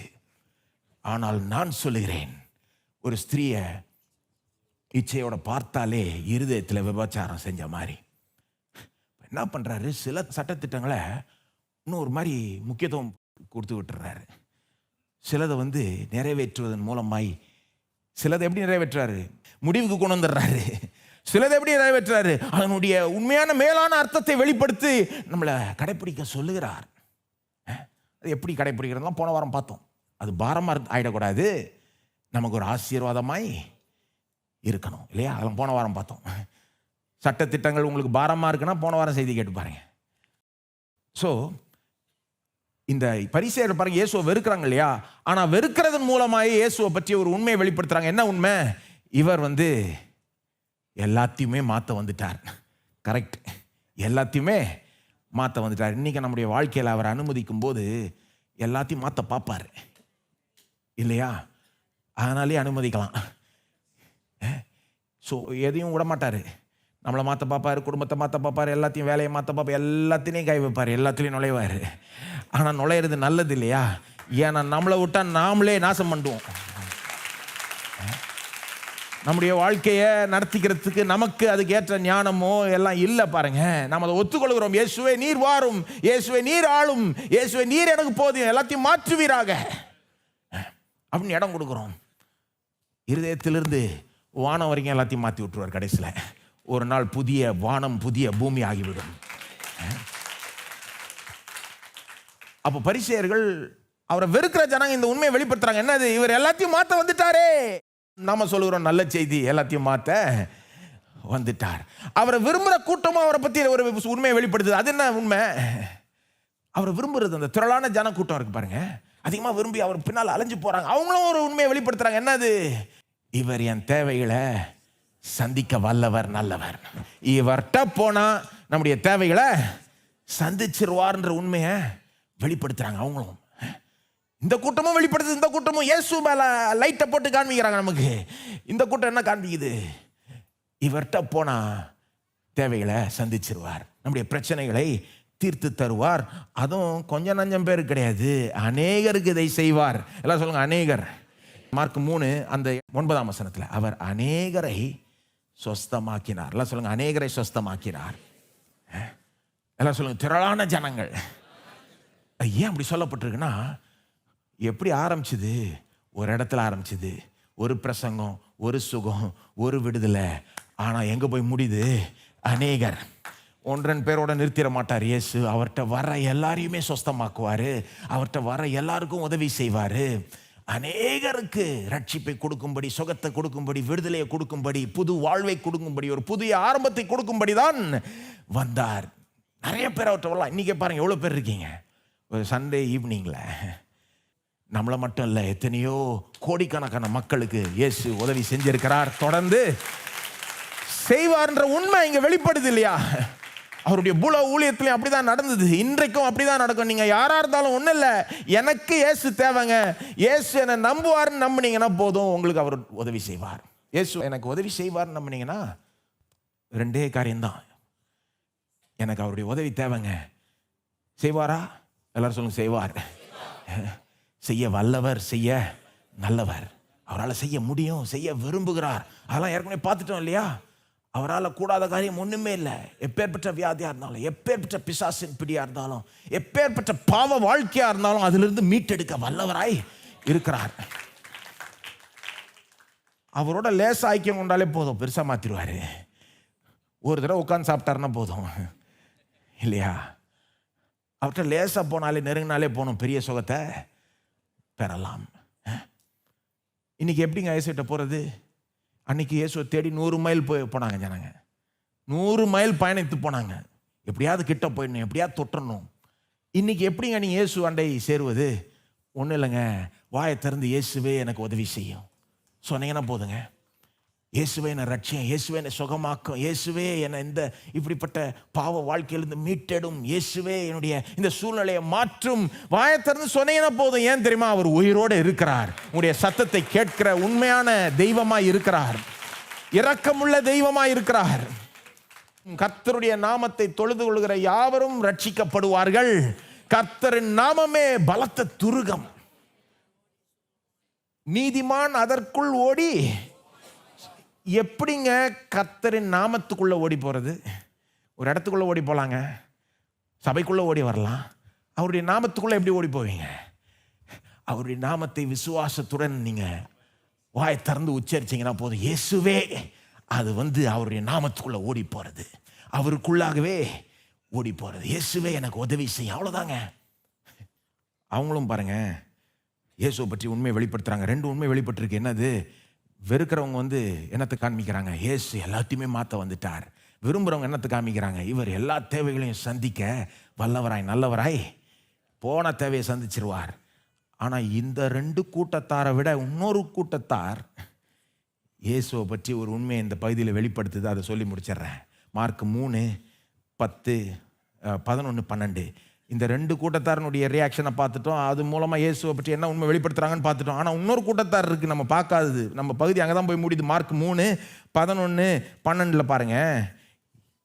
வினோதமான கூட்டத்தார், அசுத்த ஆவிகளும் அவரை கண்டபோது அவர் முன்பாக விழுந்து, நீர் தேவனுடைய குமாரன் என்று சத்தமிட்டன. அசுத்தாவினா யாருங்க? பிசாசுகள், பிசாசு பிடித்தவர்கள் அவருக்கு முன்பாக விழுகிறார்கள். அந்த பிசாசு விழ வைக்குதான். அது உள்ள இருக்கிற அந்த பிசாசு என்ன கத்துதான்? நீர் தேவனுடைய குமாரன். இயேசுவை பற்றி 2 உண்மைகளை சொன்னேன். இப்போ அவர் எல்லாத்தையுமே மாற்ற வந்துட்டார், எல்லா தேவைகளையும் சந்திக்க வல்லவராய், நல்லவராய் இருக்கார். அது 2 காட்டிலும் இது பெரிய உண்மை. என்னது? இவர் தேவகுமாரன். இவர் தேவகுமாரன்றது பிசாசுகளுடைய வாயிலிருந்து வெளியே வருதுங்க. இது எவ்வளோ பெரிய விஷயம் தெரியுமா? மார்க் எழுதின சுவிசேஷத்தில் இது வரைக்கும் இவர் தேவகுமாரன்ற சத்தியம் 2 இடத்துல தான் வந்திருக்கு. மார்க் 1:1 வந்திருக்கு. மார்க் எழுதுறாரு அங்கே தேவனுடைய குமாரனாகிய இயேசு கிறிஸ்துவனுடைய சுவிசேஷத்தின் ஆரம்பம். அப்புறம் இன்னொரு இடத்துல தான் வந்திருக்கு. மார்க் 1:11 சொல்லப்பட்டிருக்கு, அன்றியும் நீர் என்னுடைய நேசகுமாரன், உம்மில் பிரியமாய் இருக்கிறேன் என்று வானத்திலிருந்து ஒரு சத்தம். யார் அந்த சத்தத்தை போட்டது? பிதா இல்லையா? அதுக்கப்புறம் பார்த்தீங்கன்னா இங்கே தான் வருது. மார்க் 3:11 நம்ம பகுதியில் தான் வருது. வேற எந்த மனுஷனும் இது வரைக்கும் இயேசுவை தேவகுமாரன்னு அழைச்சது கிடையாது. இன்னும் கேட்டால் இயேசுவே தம்மை தேவகுமாரன் என்று இது வரைக்கும் சொல்லிக்கல. இன்னும் கேட்டால் அவர் அடக்கி வாசிக்கிறார், மனுஷகுமாரனுக்கு அதிகாரம் அப்படிதான் பேசிக்கிறார் தம்மை பற்றி. இங்க பிசாசு வாய் திறந்து பேசுது, நீர் தேவனுடைய குமாரன். பிதாவுக்கு தெரிகிறது, மனுஷனுக்கு தெரியாதது பிசாசுகளுக்கு தான் தெரியுதுங்க. இயேசுவை பற்றி மிகப்பெரிய உண்மை பிசாசுகளுக்கு தெரியுது. அதாவது எப்படி அதை சொல்றாங்க பாருங்க. அந்த அசுத்த ஆவிகள் அவரை கண்டபோது அவருக்கு முன்பாக விழுந்து, எல்லாம் சொல்லுங்க, முன்பாக விழுந்து பணிந்து விழுந்து நீர் தேவனுடைய குமாரன் என்று சத்தமிட்டன. எப்படி தெரியுமா இருக்கு? பிசாசு சொல்றது போல இருக்கு, எப்பா நீங்க இவரை லேசா எடுத்துக்கிட்டீங்க, வெறும் ஏதோ எல்லாத்தையும் மாற்ற வந்தாருன்னு நினைச்சீங்க, வெறும் தேவைகளை மட்டும் சந்திக்க வந்தாருன்னு நினைக்கிறேன். இவரை பற்றி உங்களுக்கு யாருக்குன்னு தெரியாது, எங்களுக்கு தெரியும். இவர் தேவனுடைய, வெறும் மாற்ற மட்டும் வரல, வெறும் தேவைகளை சந்திக்க மட்டும் வரல, அதை காட்டிலும் பெரியவர். இவர் தேவ குமாரன்னா என்னங்க? இவர் திருத்துவத்தின் 2ஆம் நபர். இவர் தேவனாகவே இருக்கிறார். அதனாலதான் எல்லாத்தையும் மாற்றத்துக்கு அதிகாரம் உண்டு. அதனாலதான் எல்லா தேவைகளையும் சந்திக்க வல்லமை உண்டு. இவர் தேவகுமாரன். பிசாசு சொல்றது போல இருக்கு நமக்கு. பிசாசு நமக்கு ஒரு லெசன் கொடுக்குற மாதிரி இருக்கு. எப்பா நீங்கெல்லாம் இவரை லேசா நினைச்சிட்டீங்க. இவருடைய உண்மையான மேன்மை அந்த பிசாசுக்கு தெரியுது. அதனாலதான் பயந்து பணிந்து விழுகிறார்கள். அங்க 10ஆம் வசனத்துக்கும் 11ஆம் வசனத்துக்கும் அந்த கான்ட்ராஸ்ட்டை பார்த்தீங்கன்னா, கிரேக்க மொழியில், அதாவது 9ஆம் தமிழில் 9க்கும் 11க்கும் ஒரு கான்ட்ராஸ்ட் இருக்குது. கிரேக்க மொழியில் அது ரொம்ப அழகாக வருது. 9 அவர் அநேகரை சொஸ்தமாக்கினார், நோயாளிகள் எல்லாரும் அதை அறிந்து அவரை தொட வேண்டும் என்று அவரிடத்தில் நெருங்கி வந்தார்கள். எல்லாம் சொல்ல நெருங்கி வந்தார்கள். தமிழில் நெருங்கி வந்தார்கள்ன்றது கிரேக்க மொழியில் எப்பி பிப்டோனா ஃபால், எப்பினா டு ஃபால் ஆன். அவரை தொட வர்றது எப்படி வந்தாங்களாம்? கிட்டத்தட்ட அவர் மேலே விழுந்துட்டாங்களாம். கிட்டத்தட்ட அவர் மேலே விழுற அளவுக்கு இந்த நோயாளிகள் அவரை தொட பார்க்குறாங்க. அதுதான் 9ஆம் வசனம். 11ஆம் வசனம் சொல்லுது, இந்த அசுத்தாவிகள் அவருக்கு முன்பாக விழுந்துன்னு. அது ப்ராஸ்பிப்டோ, டு ஃபால் பிஃபோர், அவருக்கு முன்பாக விழுறது. அங்கே நோயாளிகள் இவர் யாருன்னு அவருடைய உண்மையான மேன்மையை அறியாம, இவர் வெறும் சுகமாக்குறவன் மட்டும் அறிந்து அவர் மேலே விழ பார்க்குறாங்க. இங்கே பிசாசுகள் அந்த நோயாளிகளுக்கு தெரியாதது அவங்களுக்கு தெரியுது, தேவகுமாரன் அப்படின்னு அங்கேயே விழுந்துடுறான். இந்த வேத வல்லுனர் சொல்றாரு, மற்ற மக்களுக்கு தெரியாது, இவர் இந்த பிசாசுக்கு தெரியுது. மற்ற மக்கள் காண்பிக்காத மரியாதை இந்த பிசாசு காண்பிக்குது. அது மட்டும் இல்லை, இயேசு அந்த மற்ற மக்கள்கிட்ட ரொம்ப இரக்கமாக இருக்கிறாரு, அவங்கள கிட்ட வர விடுறாரு. பிசாசு அங்கேயே நிறுத்தி வைக்கிறாருன்னு சொல்லிட்டு அதை கான்ட்ராஸ்ட் பண்ணி விடுறாரு. இது ஒருத்தர் மேலே விழுறது, இன்னொருத்தர் அது இன்னொருத்தருக்கு முன்னால் விழுறது. இயேசுடைய மேன்மையை காண்பிக்குது. அதாவது நாம பிசாசை பார்த்து பயப்படுறோம், ஆனால் பிசாசு இயேசுவை பார்த்து பயப்படுது. நாம பிசாசனுடைய மேன்மையை சில நேரம் புரிஞ்சுக்கிறோம், ஆனால் பிசாசு இயேசுனுடைய மேன்மையை நம்மளை காட்டில் சில நேரம் நல்லா புரிஞ்சு வச்சிருக்கிறது. ஆவிக்குரிய மண்டலத்தில் பிசாசுகளும் சரி, தேவதூதர்களும் சரி, இயேசுனுடைய மேன்மையை நன்கு அறிந்து வைத்திருக்கிறார்கள். இவர் தேவகுமாரன். அதுதாங்க இங்கே இருக்கிறதுலே பெரிய வெளிப்பாடு இயேசுவை பற்றி. வெறும் எல்லாத்தையும் மாற்ற வந்தார் மட்டும் இல்லை, வெறும் எல்லா தேவையையும் சந்திக்க வந்தாருன்னு மட்டும் இல்லை, இவர் தேவகுமாரனாக இருக்கிறதுனால தான் எல்லாத்தையும் மாற்றுறதுக்கு அதிகாரமும் உண்டு, தேவையை சந்திக்க வல்லமையும் உண்டு. ஆகவே நாம் இவரை வணங்க வேண்டும். வெறும் தேவை இருக்கும்போது மட்டும் போகிறது மட்டும் இல்லை, வாழ்க்கையில் எல்லாத்தையும் மாற்றுமே ஆண்டவர் மட்டும் சொல்கிறது மட்டும் இல்லை, எல்லாமே இவர் தான். இவர் தேவகுமாரன்னா இவர் தான் உலகத்தையே சிருஷ்டித்தார், உலகத்தையே தாங்குகிறார், இந்த நேரத்தில் நம்மை தாங்குகிறார், நாளைக்கும் நடத்த வல்லவராய் நல்லவராய் இருக்கிறார். எப்பொழுதும் இவர்கிட்ட போகிறோம் இல்லையா, வெறும் தேவை சந்திக்கப்படுறது மட்டும் போல, இவருடைய உண்மையாக மேன்மையை அறிந்து இவரை பின்பற்றுகிறோம். வெறும் தேவைகளை சந்திக்கிற மட்டும் போனால் ஒரு பேஷண்ட் டாக்டர்கிட்ட போகிற மாதிரி இயேசுவோட எப்படிப்பட்ட உறவு நமக்கு இருக்குது. எனக்கு ஏதாவது பிரச்சனை இருக்கும்போது தான் டாக்டர்கிட்ட போகிறேன். ஒழுங்காக செக்கப்புக்கெல்லாம் போகிறதில்ல முக்கால்வாசி பேர் இல்லையா. பிரச்சனை இருக்கப்போ தான் டாக்டர்கிட்ட போகிறோம். இயேசு வெறும் நம்முடைய டாக்டர் மாதிரி கிடையாது. டாக்டர் மாதிரியும் இருக்கிறார், எல்லா பிரச்சனைகளும் தீர்த்து வைக்கிறார். ஆனால் தேவகுமாரனாகவே இருக்கிறார். நம்ம எழுத நிற்போம். அவருடைய உண்மையான மேன்மையை அறிந்து அவரை பின்பற்றுவோம். பிசாசுலேருந்து எல்லாத்தையும் கற்றுக்கூடாது. அவன் மாயமாலமாக விழுறான். ஆக்சுவலாக இங்கே விழுந்துட்டு பின்னால் போய் என்ன வேணுமோ செய்கிறான் அவன். நாம் அப்படி கிடையாது. நாம் இயேசு அவனை காட்டிலும் அவருக்கு முன்பாக பணிகிறோம். உண்மையாய் நம்முடைய வாழ்க்கையை இயேசுக்கு அர்ப்பணிக்கிறோம். மாயமாலமாக வெறும் தேவகுமாரன் கத்துறது கிடையாது. உண்மையிலே எல்லா விதத்திலையும் பிசாசு பாருங்க அப்புறம் போய் மராட்டாட்டம் பண்ணுறான். ஆனால் நாம் நம்முடைய முழு வாழ்க்கையை ஒவ்வொரு நாளும் அவர்கிட்ட அர்ப்பணிக்கிறோம். இவர் தேவகுமாரன். அவரை வணங்குவோமா? ஸ்தோத்திரம் ஆண்டவரே, நீர் எல்லாத்தையும் மாற்ற வந்தீர், எல்லா தேவைகளையும் சந்திக்க வந்தீர். அதை காட்டிலும் பெரிய உண்மை, நீர் தேவகுமாரனாகவே இருக்கிறீர். உம்முடைய உண்மையான மேன்மையை இன்னும் அதிகமாய் புரிந்து கொள்ள ஆண்டவரே எங்கள் மனதை பலப்படுத்தும், இருதயத்துக்கு வெளிச்சம் போட்டு காண்பியும். உமக்கு முன்பாக நாங்கள் பணிகிறோம் ஆண்டவரே. எங்களுடைய வாழ்க்கையை திரும்பவும் உமக்கு அர்ப்பணிக்கிறோம். மாறக்கூடாத காரியம் ஒன்றுமில்லை என்பதை உணர்கிறோம். எங்களுடைய தேவைகளை சந்திப்பீராக. உங்களுடைய தேவைகளை அவருக்கு முன்பாக ஏறெடுங்கள். இப்போவே அவருக்கு முன்பாக ஏறெடுத்து ஒரு சின்ன ஜெபம் செய்யுங்க. ஆண்டவரே, இந்த விஷயத்தை நீர் சால்வ் பண்ணுவீராக. நீர் வல்லவர், நீர் நல்லவர், நான் நம்புகிறேன். அந்த ஜனம் நம்பின மாதிரி நான் உண்மை நம்புகிறேன். எனக்கு இன்றைக்கு நீர் செய்வீராக. இப்போவே உங்கள் தேவைகளை அவருக்கு முன்பாக ஏறெடுங்க. அவர் தேவகுமாரன், எல்லாத்தையும் செய்ய வல்லவர். மாற்றம் தேவைன்னா அதை சொல்லுங்க. ஆண்டவரே, என் வாழ்க்கையில் இதை மாற்று, அதை மாற்றும். ஸ்தோத்திரம் ஆண்டவரே, தொடர்ந்து எங்கள் வாழ்க்கையில் நீர் செயல்படுவீராக. தொடர்ந்து எங்களை நடத்துவீராக, ஆசீர்வதிப்பீராக, காத்துக்கொள்வீராக. இயேசுவின் நாமத்தில் ஜெபிக்கிறோம். ஆமேன். நம்முடைய கர்த்தராகிய இயேசு கிறிஸ்துவுடைய கிருபையும் பிதாவாகிய தேவனுடைய அன்பும் பரிசுத்த ஆவியானவருடைய ஐக்கியமும் நம்மோடு இன்றைக்கும் என்றைக்கும் இருப்பதாக. ஆமேன்.